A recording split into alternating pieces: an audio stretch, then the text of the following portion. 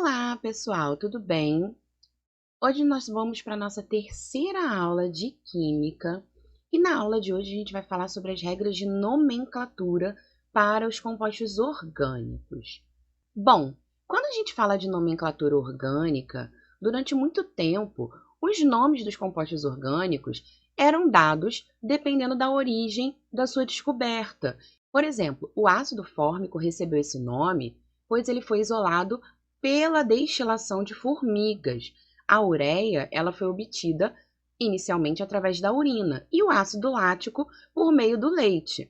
Então, os nomes eles eram dados de forma arbitrária em relação a como eles foram descobertos ou de acordo com a vontade de quem os descobriu. No entanto, com o passar do tempo, a gente começou a ter uma quantidade muito grande de compostos orgânicos. Hoje a gente tem mais de 20 milhões deles. Então, se fez necessário a formulação de regras de nomenclatura para que os compostos recebessem nomes que pudessem ser aplicados internacionalmente. Então, em 1892, a gente teve a realização do Congresso Internacional de Genebra, que iniciou a discussão sobre a formação de uma regra internacional de nomenclatura. Foram realizadas diversas reuniões internacionais e, por fim, foi criada a IUPAC, que é a União Internacional da Química Pura e Aplicada, e é o órgão que ficou responsável por determinar e elaborar regras de nomenclatura oficial de todos os compostos orgânicos conhecidos. A primeira reunião da IUPAC ocorreu em Paris, em 14 de abril de 1919. Então, vamos falar sobre a nomenclatura orgânica. Como muitos compostos têm estruturas e propriedades parecidas, a nomenclatura IUPAC ela segue regras que permitem que todas as substâncias orgânicas possuam nomes diferentes. Então, a gente pode sintetizar a nomenclatura IUPAC da seguinte forma. Todo nome será constituído de um prefixo, que vai indicar os substituintes, as possíveis ramificações que a cadeia tenha, que podem ser grupos alquila, que são grupos de carbono, ou até mesmo halogênios, e ela vai ter uma base, que é a cadeia principal. E na base a gente vai ter as informações sobre o número de carbonos e a saturação da cadeia. No final, a gente tem o sufixo, que vai indicar a função orgânica do composto. Então, a gente tem uma sílaba diferenciadora para cada função orgânica. A gente vai estudar cada uma delas individualmente. E como que a gente acha o que a gente chama de cadeia principal? A cadeia principal é sempre a maior sequência contínua de átomos de carbono e que não precisam necessariamente ser representados em linha reta. Então, para a gente poder classificar uma cadeia como principal, a gente tem uma ordem de prioridade. Primeiro, ela deve conter o grupo funcional, caso exista. Ela deve conter as insaturações, caso existam. E deve ter o maior número de ramificações. Então, se a gente tem um desenho, a gente precisa analisar esses 3 critérios para determinar qual é a cadeia principal daquele desenho. E a gente também deve numerar a cadeia principal. A gente vai iniciar em uma das pontas da cadeia, com o número 1, e vamos contar a sequência de carbonos até o seu final. Sempre lembrando que essa sequência tem que ser linear, ou seja, ela tem que respeitar aquele critério da cadeia normal. Qualquer traço que esteja fora da linearidade é considerado uma ramificação. Então, vamos ver os critérios quando a gente tem uma cadeia ramificada. A cadeia principal, ela deve considerar a maior quantidade de carbonos em sequência, começando pelo carbono que dará a menor numeração para a ramificação. Então, vamos ver aqui um exemplo. A gente tem aqui o mesmo desenho. Se eu fizer a contagem começando pela esquerda, a minha ramificação vai cair no carbono 6. Se eu fizer a contagem começando deste carbono aqui em cima, a minha ramificação cai no carbono 5. Então, como eu tenho que ter a menor numeração para a ramificação sempre, a contagem correta será a da direita, porque coloca a ramificação na menor numeração no caso, na posição 5, tá certo? Lembrando que eu fiz a contagem subindo, pois se eu seguisse reto, eu teria apenas 8 átomos de carbono. E a cadeia principal, o primeiro critério, é que ela deve conter a maior quantidade de carbonos possível em sequência. Então, ela não precisa ser linear, ela pode fazer curvas no desenho. Quando a gente tiver uma série de ramificações presentes na cadeia principal, independente delas serem iguais ou não, a numeração a ser escolhida deve ser a que fornece a menor sequência de números. Então, aqui a gente tem o mesmo desenho novamente. Contando a partir da esquerda, eu tenho as ramificações no carbono 2, 4 e 6.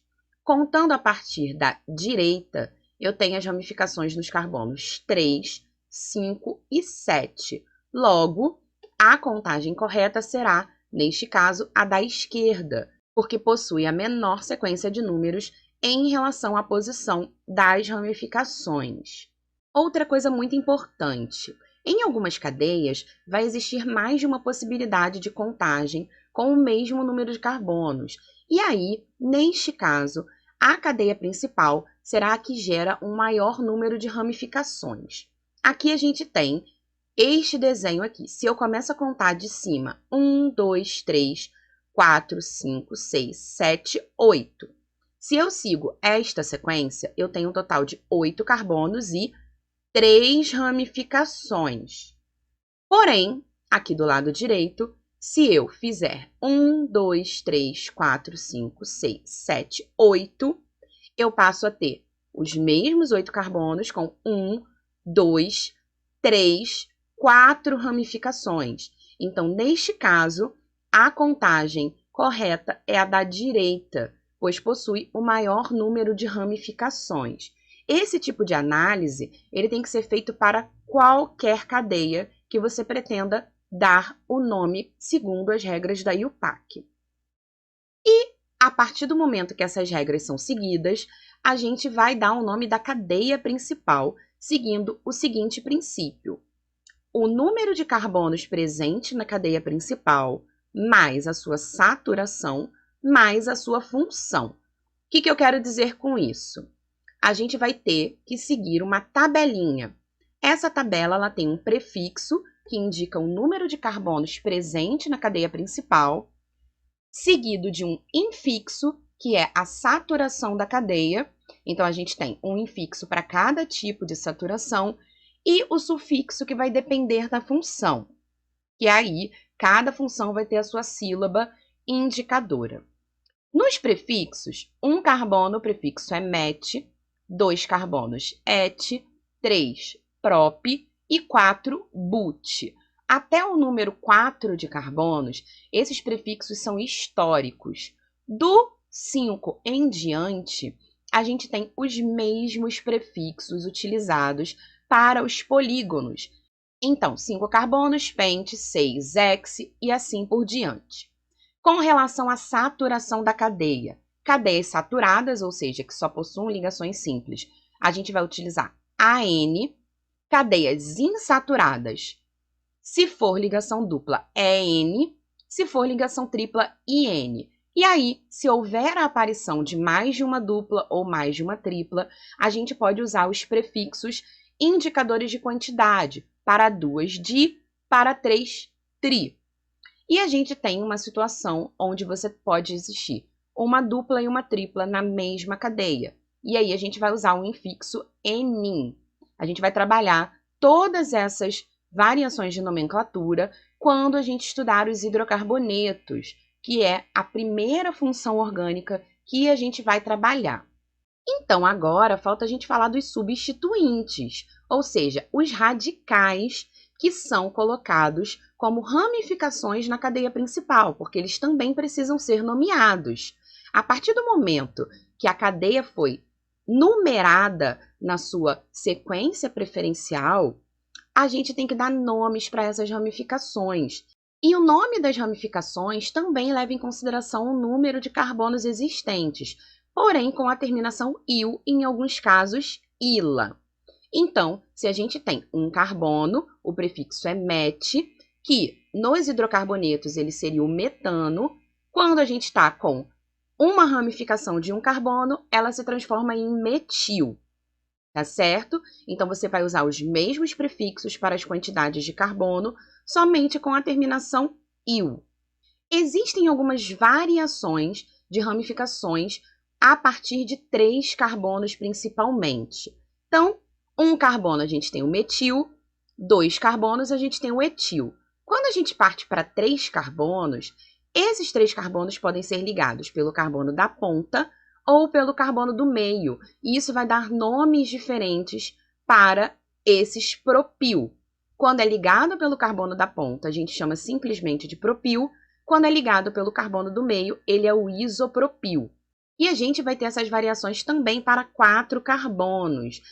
Então, a gente tem o butil, o sec-butil, o tert-butil e o isobutil. Temos também as ramificações que possuem dupla. Temos o metileno, que é uma ramificação de um carbono ligada por dupla. O etenil ou vinil, são 2 carbonos ligados por dupla. E temos o anel aromático, que é chamado de fenil. Além do anel aromático, se o anel aromático tiver um carbono a mais, a gente chama ele de benzil, tá certo? Uma coisa importante é que a gente vai utilizar a ordem alfabética com essas ramificações. E no caso das ramificações que tem sec ou tert, elas não entram em ordem alfabética. Então, você considera somente a letra após esse prefixo.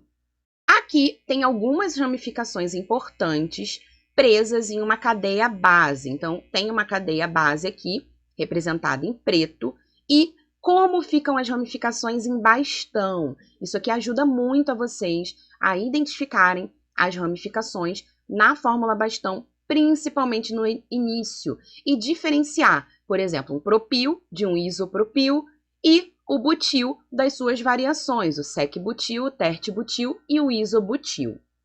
Aqui temos também as variações das ramificações de anéis aromáticos. Então, o fenil é quando você liga o anel aromático diretamente na cadeia, e se tiver um carbono fazendo essa ponte, a gente já chama de benzil.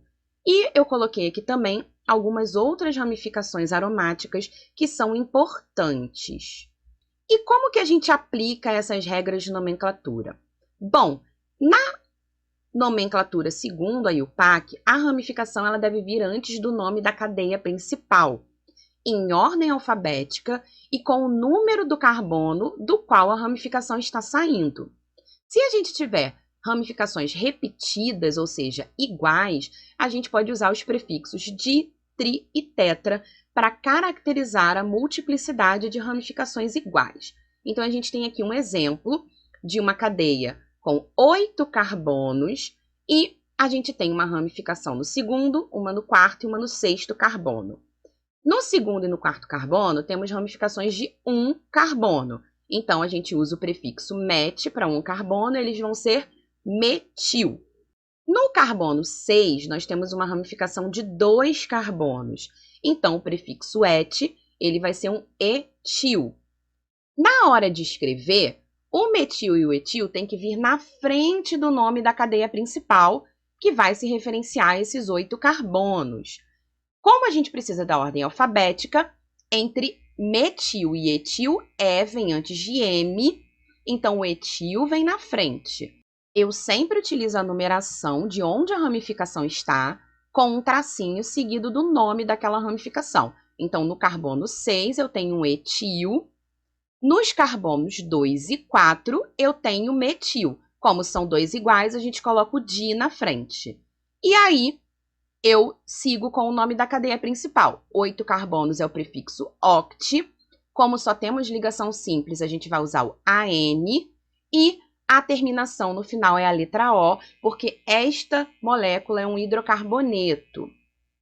Nós iremos ver todas as funções orgânicas, cada uma com a sua respectiva terminação. E aí veremos por que os hidrocarbonetos terminam na letra O. Então, só relembrando que para cadeias onde a gente tenha mais de uma ramificação, elas sempre precisam vir em ordem alfabética. E se você agrupar as ramificações com o di, o tri ou o tetra, eles não contam para essa ordem. Quando a gente tem uma insaturação, a cadeia principal tem que conter, além do maior número de carbonos, essa insaturação. Então, aqui a gente tem uma possibilidade, contando a cadeia a partir da direita, mas seguindo reto até os 8 carbonos, e a gente tem uma possibilidade contando aqui de cima, da posição da ligação dupla. Então, essa contagem da direita é a contagem preferencial. Por quê? Além de possuir 8 carbonos na cadeia, nós temos também a presença da ligação dupla dentro da cadeia principal. Então, o nome dessa cadeia tem que ser 3-etil, porque eu tenho uma ramificação de 2 carbonos no terceiro, oct, e aí o 1-eno se refere à posição da ligação dupla. A gente também vai aprofundar isso dentro dos hidrocarbonetos, tá certo? Quando a gente tem um grupo funcional, que é um grupo que caracteriza uma função diferente de hidrocarboneto, o grupo funcional também deve estar na cadeia principal ou ligado a ela. E a contagem deve se iniciar na extremidade mais próxima do grupo funcional. Então, a gente tem aqui na esquerda, começando a contar de cima, o grupo funcional cairia no carbono 7. Na direita, começando a contar da esquerda, o grupo funcional está no segundo carbono. Então, neste caso, a nomenclatura correta é a da direita, pois a hidroxila, que identifica a função álcool, que veremos no futuro, ela está no segundo carbono, que é a numeração menor que a gente consegue colocar para ela. E aqui a gente tem o ol no final, no nome, para indicar que isso é um álcool. Bom, gente, essa foi a nossa aula de hoje. Espero que vocês tenham entendido e até a próxima.